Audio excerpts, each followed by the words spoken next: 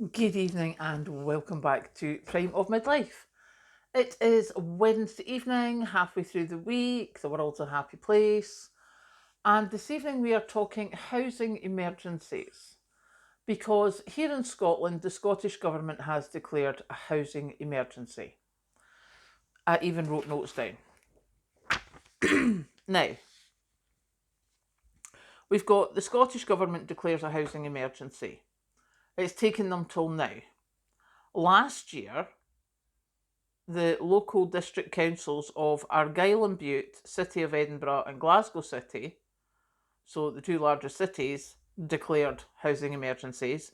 This year, Fife Council and West Dunbartonshire Council declared housing emergencies. And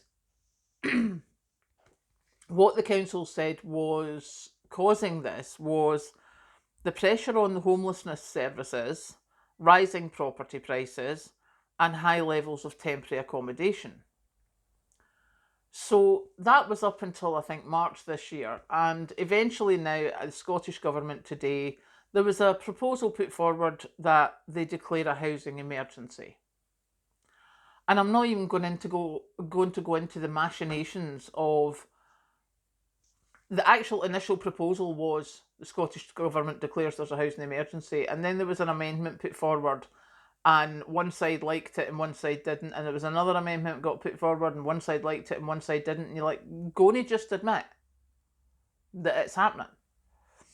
Eventually it went through, but the government has said, the Scottish Government has said that the reason for the housing emergency is austerity, inflation, labour shortages, and a freeze to housing allowances.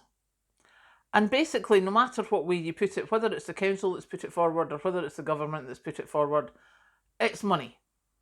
It all comes down to money, as it always does. And they've said that, a joint approach is needed between the Scottish Government, the UK Government, and local authorities. Now, local authorities have already declared a housing emergency. Scottish Government has now declared a housing emergency. To be honest, I don't think the UK government's having any better time of it with housing than the rest of the country at the moment.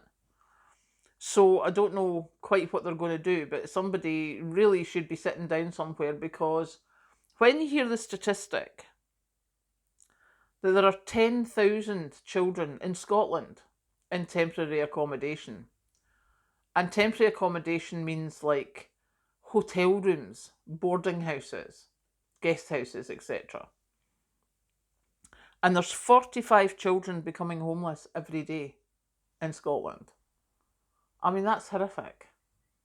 Now, there's so many reasons that we could all put out there for why this is happening: the number of second homes, the number of short-term lets, the number of properties sitting empty, the number of properties that are, the people in them should downsize, etc., etc. We can all talk a good talk.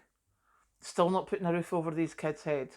I don't have the answers, but I am thankful that at least it's been declared an emergency, and hopefully that will bump it up the agenda so that something gets done with it.